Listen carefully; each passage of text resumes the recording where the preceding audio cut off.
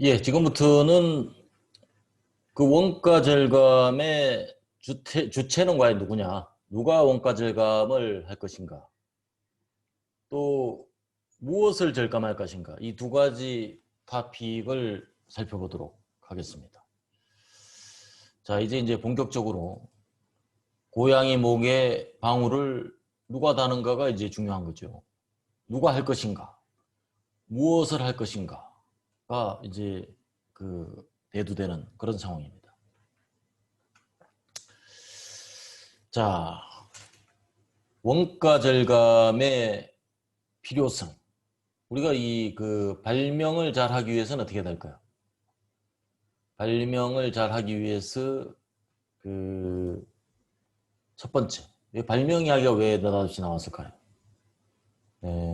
발명을 잘하는 것이나 원가 절감을 잘하는 것은 동일한 스킬에 해당이 됩니다. 그래서 우리가 발명을 잘하는 사람이 곧 원가 절감도 잘할 수 있다. 이런 개념에서 출발을 하게 됩니다.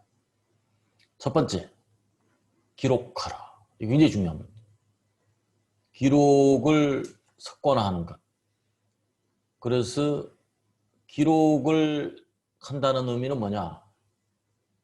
희미한 잉크가 뛰어난 기억력을 이긴다. 이게 뭔가 보일 듯 희미하게 잘 보이진 않지만 그나마 없는 것은 뛰어난 기억력보다 낫다 이런 이야기입니다. 희미한 잉크, 그러니까 하나만 돌에 써도 기록하라 이런 이야기죠. 그 다음에 두 번째, 여러 가지로 생각하라. 똑똑한 바보가 창의적이다 이런 이야기. 똑똑한 바보가 되어라 이런 이야기죠. 꽂히지 말고 개선하라. 폐품을 사용하면 중고품, 개선을 하면 발명품이 됩니다. 발명품을 사용하시겠습니까? 아니면 중고품을 사용하시겠습니까? 고치지 말고 개선하시기 바랍니다. 그 다음 불편한 점을 찾아라. 필요는 발명의 어머니입니다. 그러니까 이게 항상 발명의 어머니는 결핍이에요. 결핍으로부터 필요가 만들어집니다. 필요는 발명을 낳죠. 그러니 결핍은 발명의 할머니가 되는 거죠. 어머니의 어머니니까 할머니죠. 그 다음에 습관의 2%를 바꿔라. 발명하는 습관이 발명가를 만든다. 그러니까 뭐 한 번 만들어 본 사람이 만들어요. 한 번도 만들어 보지 않은 사람은 절대로 그 무엇도 만들 수 없습니다. 유연성을 키워라. 생각이 바뀌어야 아이디어가 보입니다. 그 다음, 시대의 높이에 맞춰라. 가스 보일러 시대에 연탄 집게가 왜 필요한가? 그렇죠. 연탄 집게. 옛날에 집 한 켠에 지금처럼 날씨가 이렇게 추워지면 연탄을 막 빼곡하게 이렇게 막 쌓아놓으면 그래도 마음이 든든했던 이런 시대가 있었죠. 근데 지금은 이런 공간은 다 사라졌습니다. 완전히 사라진 건 아니죠. 지금도 산동네 보니까 연탄 배달 뭐 이런 게 아직도 존재하긴 해요. 그 다음, 가까운 것에서 시작하라. 등잔 밑이 어둡습니다. 여러분들 바로 주위에 고개만 돌리면 해결의 열쇠가 보입니다. 그 다음, 앞서가라. 뒤쫓아가면 당연히 단명합니다. 그러니까 남들보다 최초가 돼야지 발명이지 최초 이후는 뭐예요? 최초 이후는 카피입니다. 그 다음, 여러분도 할 수 있습니다.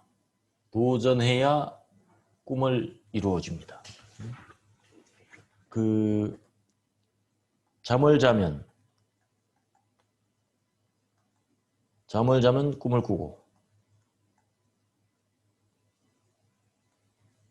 공부를 하면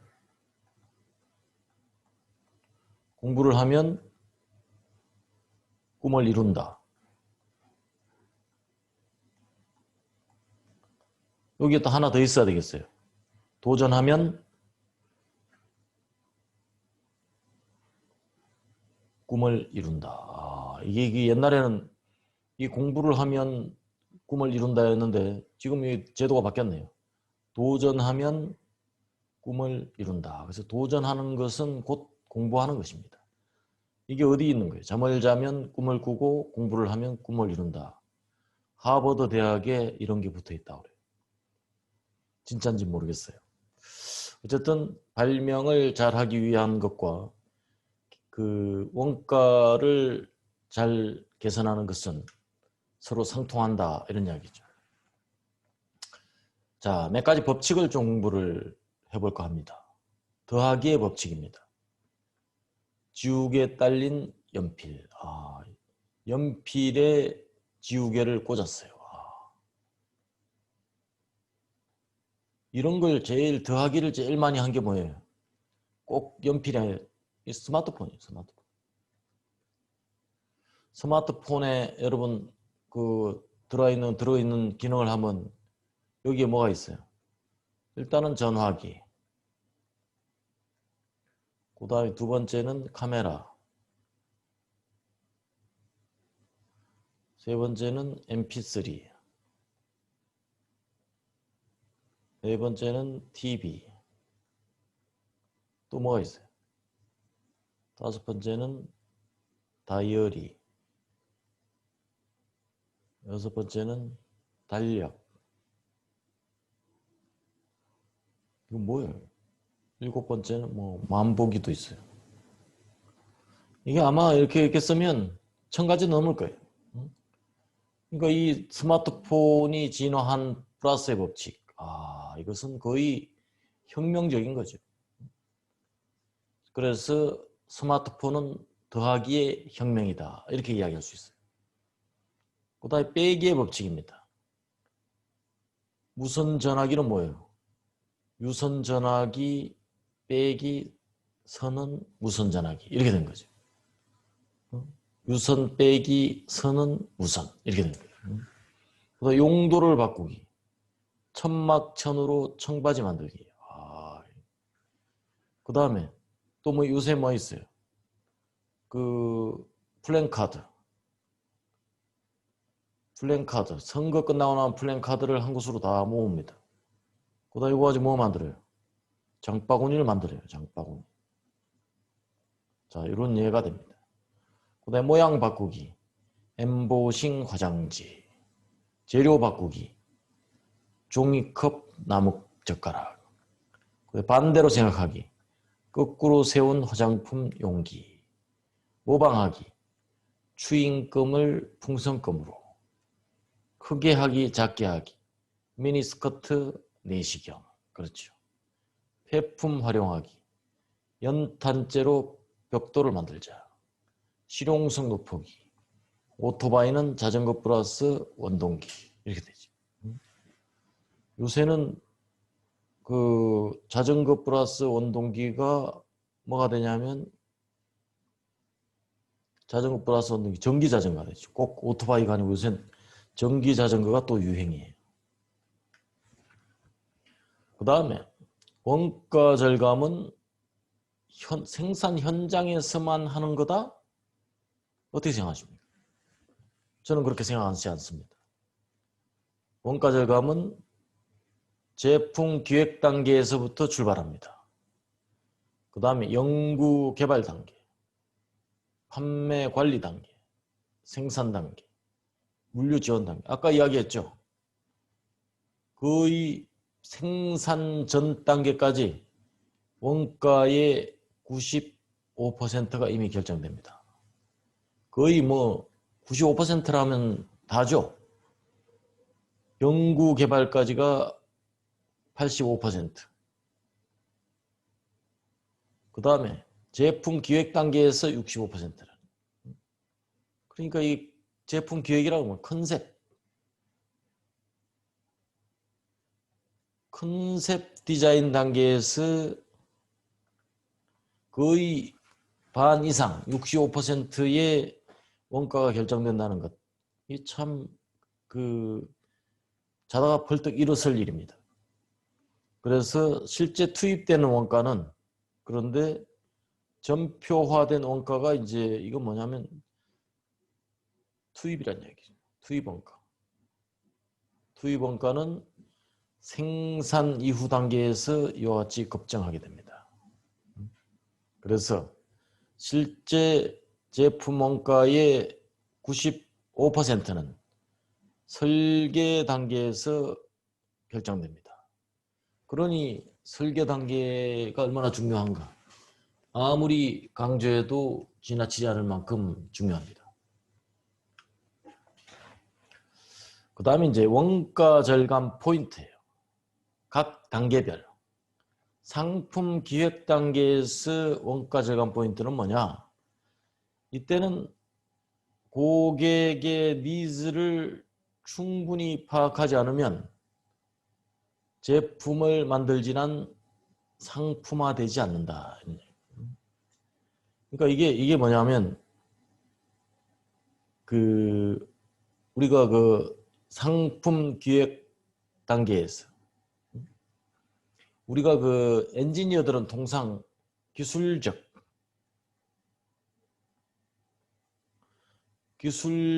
관점에 굉장히 오리엔트돼 있어요. 그런데 기술적 관점보다 중요한 것은 고객의 니즈가 훨씬 중요해요. 그래서 R&D가 아닙니다. R&D라고 안 해요. 요새 뭐라 그러느냐? R&BD라고 합니다. 이건 리서치 앤 디벨롭먼트죠. 그럼 이건 뭐냐? 리서치 앤 비즈니스 디벨롭먼트입니다. 비즈니스 디벨롭먼트. 비즈니스 디벨롭먼트라는 건 뭐예요? 팔릴 제품을 개발하라 이런 이야기입니다. 팔릴 제품, 비즈니스 디벨롭먼트. 그러니까 R&D는 좋은 제품을 만들면 R&D가 되지만 이게 꼭 팔린다는 보장이 없어요. 좋은 제품이 팔리는 게 아닙니다. 잘 팔리는 제품이 좋은 제품이에요. 그래서 고객의 니즈를 충분히 파악하지 않으면 제품은 절대로 팔리지 않습니다. 그래서 이때는 어떻게 해야 되느냐? 결국은 정보 수집이 제일 중요해요. 정보를 어디서 수집해요? 살 사람에게 물어보라. 살 사람에게 물어보라. 고객한테 가서 미리 인터뷰를 해요. 우리가 이러이러한 제품을 만들려고 하는데 사시겠어요? 살 의향이 있으십니까? 이걸 물어본다. 이걸 어쨌든 여러 가지 방법으로 이런 니즈를 파악할 수가 있죠. 어쨌든 그 방법은 기업이 개발해야 되고, 그러나 방법은 기업이 개발해야 되지만 이런 행위는 필수적이다. 이런 이야기입니다. 그 다음에 이제 시스템 설계예요. 시스템 설계는 컨셉 설계예요. 컨셉 디자인.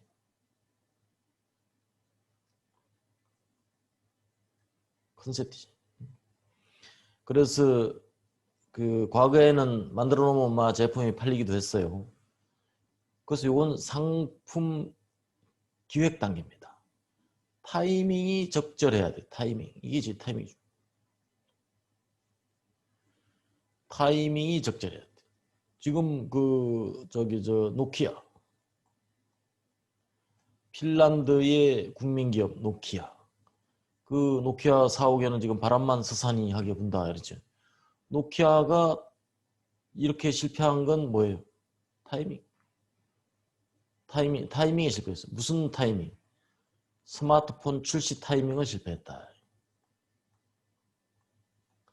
그래서 스마트폰을 제일 먼저 개발해 놓은 회사가 노키아예요. 근데 이걸 출시할까 말까 만지작거리다가 삼성하고 애플한테 선점을 당했어요. 이거 한번 따라잡히면 다시 따라잡는 건 어렵습니다.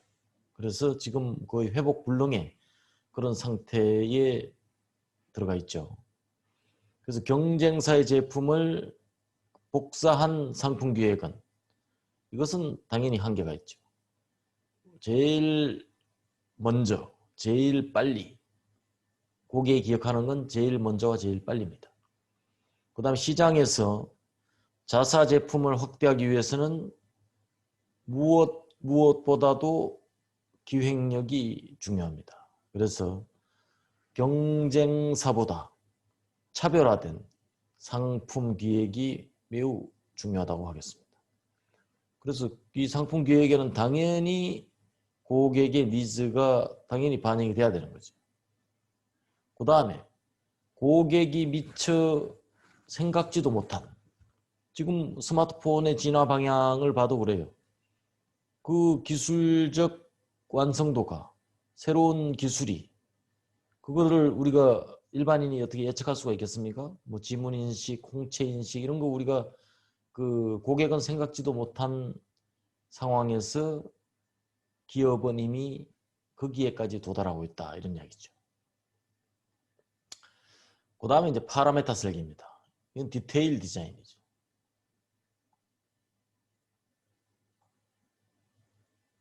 디테일 디자인. 그래서 파라메타 설계의 전 단계 공정이 시스템 설계예요. 그 시스템 설계가 나오면 파라메타 설계 또는 파트 설계, 부품 설계 이렇게 해도 이야기할 수 있어요. 그 시스템에서 설계 단계의 단계에서는 고객의 요구가 조사가 됐어요. 그래서 전체 구상안이 여기서 만들어지게 됩니다. 그래서 전체 시스템 설계, 상품 기획, 그래서 시스템 설계에서 우리는 파라메타 설계로 전개를 하게 됩니다.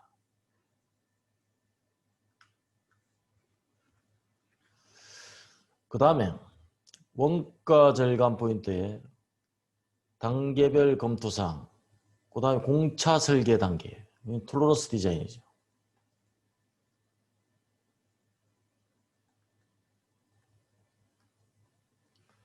그래서 공차 설계는 보통 파라메타 설계가 끝난 후에 보통 이루어집니다. 그래서 파라메타 설계에는 사용하는 부품, 유니터별 특성치를 검토해서 그 중심값을 결정하는 것입니다. 그래서 필요한 특성을 싼 부품 개발과 최적의 가공 방법을 작성하기 위해서 밸류 엔지니어링, 또 실험 계획법, DOE죠. 디자인 오브 익스페리먼트 충분히 구상을 해야 됩니다. 이 톨러런스 디자인도 매우 다양한 기술이 동원돼요. 제일 첫 번째가 worst case.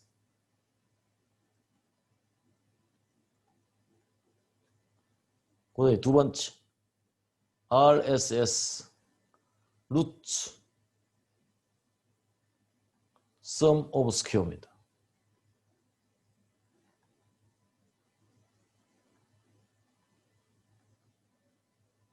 루트 sum of square 방식. 그 다음에 세 번째 시뮬레이션, 특히 몬테칼로.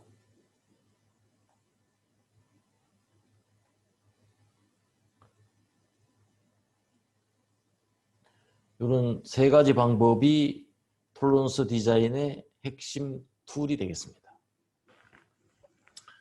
그 다음에 이제 도면 사양서예요. 도면 사양서는 당연히 전 단계 공정은 공차 설계가 되겠습니다. 그래서 이 공차 설계는 부품의 허용치, 가공 정도를 검토해서 분산의 폭을 결정을 하게 됩니다. 그래서 이 단계에서 제일 주의해야 될 게 과잉 공차예요. 100분의 1이면 될 걸 1000분의 1로 도면을 발행한다든가. 이 100분의 1을 구현하는 것과 1000분의 1을 구현하는 것은 이것은 엄청난 차이입니다. 이게 100분의 1을 구현하기 위해서 원가가 100원 든다면 1000분의 1을 구현하기 위해서는 약 10배는 잡아야 돼요. 그만큼 정밀 가공에 대한 그 정밀도가 높아지면 높아질수록 원가는 기하급수적으로 증가합니다. 당연히 뭐 설비 비용도 당연히 좋아지죠. 높아지죠. 그 다음에 이제 불량품 과다 발생 등으로 원가가 상승하는 원인이 됩니다. 그래서 이 공차 설계, 공차 도면을 발행하는 연구소의 엔지니어는 그 사실은 습관적으로 이렇게 막 그 공차를 기입하는 경우가 많은데 실제는 굉장히 그 공차 하나하나를 기입할 때마다 경각심을 가져야 돼요. 이게 원가다 생각을 해야 됩니다. 자, 다음은 재료 단가에 대한 것을 좀 살펴보도록 하겠습니다.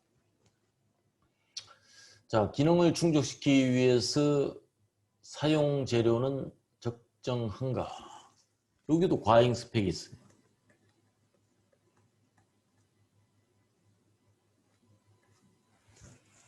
시가와 비교하며 비싸게 구입되어 있지는 않은가? 이거 굉장히 중요해요. 구매에서 아주 필수적으로 검토해야 될 사항들입니다. 그 다음에 공동 구입을 할 수 없는가? 공동 구입을 하면 뭐가 이점이에요? 대량 구매가 가능하죠. 소위 말하는 스케일 메리트. 스케일 메리트를 받을 수 있느냐 없느냐의 문제죠. 그 다음에 일괄 발주로 싸게 살 수 없는가? 근데 이건 주의해야 돼요. 일괄 발주를 하면 좋긴 좋은데 이것도 과잉 재고의 가능성을 항상 검토를 해야 됩니다. 필요할 때 필요한 만큼. 그 다음 싼 구입처를 개척할 수는 없는가? 이것도 중요한 문제죠. 그 다음에 마켓 조사를 하고 있는가? 그것도 중요한 문제고요. 신소재 정보를 입수하여 설계에 제공할 수 없는가? 이것도 매우 재료의 단가에 영향을 크게 미칠 수 있습니다. 그 다음에 재료 사용량에 대해서도 검토를 해야 합니다.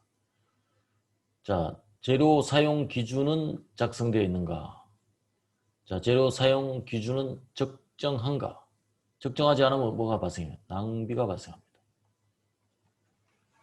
그 다음에 커팅 플랜은 유효하게 행하여지는가? 그 다음에 재료 여율은 적정한가? 스크랩은 개개로 환원되고 있는가? 폐기물은 효율적으로 처리되고 있는가? 로스율, 불량률 관리는 효율적으로 관리되는가? 이런 것들이 중요 체크사항이 되겠습니다. 그 다음에 재료 관리비에 대해서 검수는 간소화할 수 없는가? 검수 방법은 표준화되어 있는가? 팔렛, 박스. 예를 들어가지고 이 재고를 일치시켜야 될 때 우리가 외주 부품이 입고되기 직전에 검수, 검사라는 기능이 있어요. 검수하고 검사는 확실히 틀리죠. 검수는 개수가 맞느냐의 문제고 검사는 품질이 합당한가의 그런 문제가 되겠습니다. 그래서 검수가 까다로운 물품도 굉장히 많아요. 이를테면 그 볼트너트 한 팔렛 그럼 어떻게 해? 이런 것들은 중량으로 주로 그 카운트를 하죠. 그래서 검수, 검사 제품별 특성에 따라서 그 기준이 명확해야 하고 또 용기라든가 이런 것들도 표준화되어 있어야 합니다. 그 다음 소재 및 반제품 창고를 없앨 수 없는가? 어쨌든 반제품 창고, 소재 창고는 재고를 하나도 갖고 있지 않으면 최상입니다. 그 다음에 발주, 불출 업무를 간소화할 수 없는가? 자, 이건 업무 프로세스에 관련된 개선사항이죠. 금리를 삭감할 수 없는가? 여분의 재료를 구매하고 있지는 않은가? 회전율의 향상이 꾀해질 수 없는가? 이런 것들이 중요한 관리 포인트가 되겠습니다. 그 다음에 이제 설비에 대한 문제입니다. 첫 번째는 그 경제적 또 저렴한 설비를 고려했는가? 자, 이와 같은 경우에는 건물, 설비 공간을 적절하게 반영을 하고 있어야 돼요. 그 다음에 설비 가동률을 높이는 게 핵심입니다. 가동률을 높이면 당연히 기계의 부가가치가 높아지죠. 그래서 설비 보전은 잘 되고 있는가, 기계 예산은 없는가, 이런 것들이 굉장히 중요한 문제입니다. 스피드 마찬가지고요. 그 다음에 전력의 낭비, 이거 이제 에너지 비용 중점적으로 고려해야 돼요. 그 다음에 이제 에너지도 전기 에너지가 있고, 그 다음에 유류 에너지가 있어요. 전기, 유류, 가스. 자, 이런 것도 우선순위화해서 가능하면 원가가 가장 적게 드는 그런 에너지원을 활용하는 게 좋습니다. 용수량은 적정한가? 이것도 중요한 문제. 그 다음에 가스, 연료비는 적정한가? 그 다음에 소모품, 간접 재료는 적절한가? 구입 단가를 내릴 수는 없는가? 이런 소모품에 대한 것도 당연히 포함되어야 합니다. 그 다음 공동 설비는 과다 투자되고 있지는 않은가? 협업이 가능하면 협업하면 좋고, 자, 불필요한 설비는 없는가도 함께 검토가 되어야 됩니다. 그 다음에 공정에 대한 중점 개선 포인트입니다. 공정을 줄일 수 없는가? 공정은 내가 바라보는 공정과 고객이 바라보는 공정과 또 그 후공정이 전공정을 바라보고 다 틀립니다. 그래서 공정은 줄일 수 있는 여지가 분명히 있어요. 그 다음에 공정의 혼류와 분할화는 가능한가? 이런 것도 굉장히 검토 대상이죠. 전송대 작업을 할 수 없는가? 이런 것도 검토 대상이고, 공정의 네크, 즉 병목 공정을 말하는 것입니다.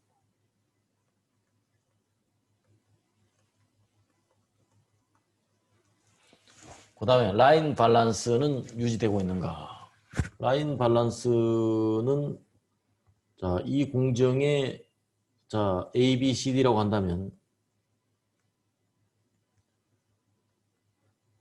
자, 라인 밸런스는 각각의 리드 타임이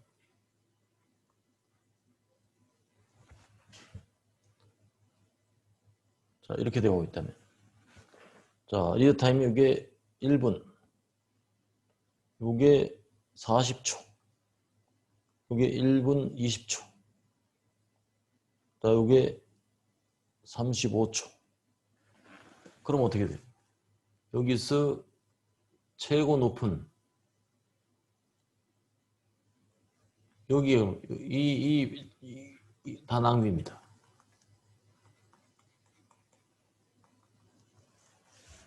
그래서 라인 밸런스는 그 사이클 타임 또는 리드 타임이 가장 긴 그런 공정을 기준으로 해서 B금을 치고 그 공간이 전부 다 시간 낭비라는 그런 개념입니다. 그 다음에 작업 시간에 대해서 자, 일단 공법이 적절한가를 먼저 살펴볼 필요가 있어요. 그 다음에 기계 설비의 경제성, 그 다음에 대기 시간을 줄일 수 없는가, 그 다음에 자동화할 수 있는가, 시공구는 적절한가, 스피드를 증가시킬 수 있는가, 그 다음에 기계 개선을 할 수는 없는가, 순서는 적절한가, 작업 표준성은 표준화되어 있는가, 이런 것들이 검토 대상입니다. 그 다음에 준비 시간은 단축할 수 없는가? 도요다는 지그 교체 시간이 기종이 바뀔 때 8시간 걸렸어요. 자, 이걸 계산해서 얼마로 줄었느냐? 8분으로 줄였습니다. 그야말로 아주 기적 같은 일이죠. 8시간을 어떻게 8분으로 줄일 수가 있겠습니까? 놀라운 일이죠. 그 다음에 부대 작업 시간은 표준화되어 있는가? 삭제 반으로 줄일 수는 없는가? 그 다음 작업 여유를 줄일 수는 없는가? 이것이 이제 작업 시간에 대한 중점 개선 포인트가 되겠습니다. 그 다음에 노무비에 대한 중점 개선 포인트입니다. 이 인건비는 굉장히 조심스럽죠. 특히 우리나라와 같은 이런 노동조합이 있는 경우. 노동조합은 전 세계에 다 있죠. 북한엔 아마 없을 것 같아요. 이런 경우에 그 작업 외적인 그런 그 문제가 많아서 아주 갈수록 쉬운 상황은 아닙니다. 그다음에 직무유행에 대한 정확한 인원 배치.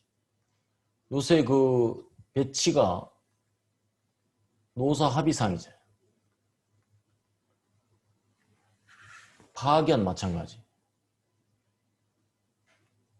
그래서 기업이 임의대로 그 파견을 보내거나 임의대로 다른 부서에 배치하거나 하는 것을 쉽게 할 수가 없어요. 노조의 합의를 얻어야 됩니다. 그 다음에 직접 공해 인원 비율은 정확한가? 간접 인원은 적정한가?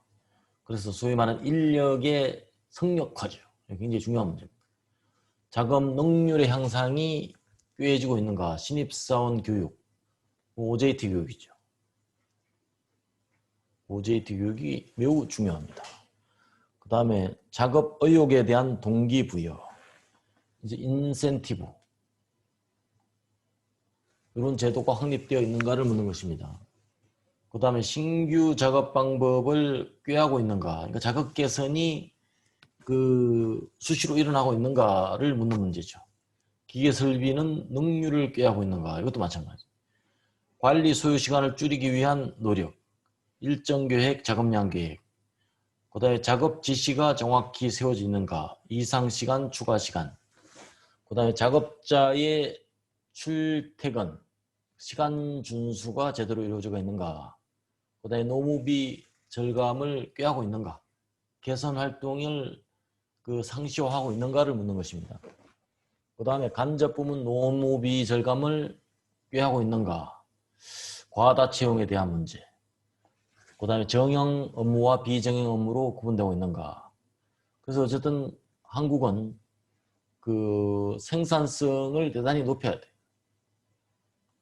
임금을 올리는 건 당연히 뭐 좋은 일인데 여기서 그 생산성이 향상되지 않으면 매우 기업은 어려운 상황에 봉착하게 됩니다. 그 다음 일반 관리비의 중점 개선 포인트입니다. 자, 일반 관리비, 판매 관리비. 이걸 뭐라 그래요?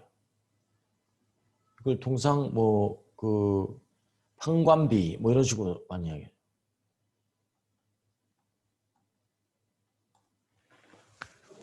그래서 관리비는 적절히 관리되고 있는가, 사용하고 있느냐, 접대비, 그 다음에 금리는 정확한가, 자, 각종 부품비, 포장 방법에 대한 개선의 여지는 없는가, 그 다음에 포장의 전용 팔레트화를 할 수 있는가, 자, 이런 것들을 검토를 각각 해야 됩니다.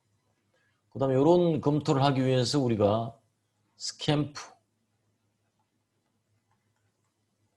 이런 도구들을 사용해서 이게 이제 아이디어 제너레이션 도구죠.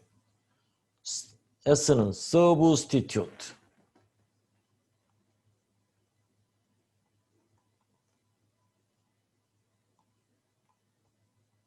다른 것으로 대체할 수 없는가? 이거 묻는 거고. 그 다음에 combine. 다른 데 했던 것을 여기에 조합하면, 그 다음에 adapt, 다른 데 적용했던 것을 여기에 적용하는 것, modify, 변경하면 어떠냐 이런 이야기죠. 그 다음에 P는 put to other use, 다른 용도로 사용할 수 없느냐. 그 다음에 E, eliminate, R은 reverse. 자, 이렇게 해서 5가지 항목으로 아이디어를 제너레이션 할 수 있는 그런 방안을 툴로서 활용하면 더욱 효과적인 그런 중점 개선 포인트를 찾아낼 수가 있겠습니다. 자, 여기까지 하고 업무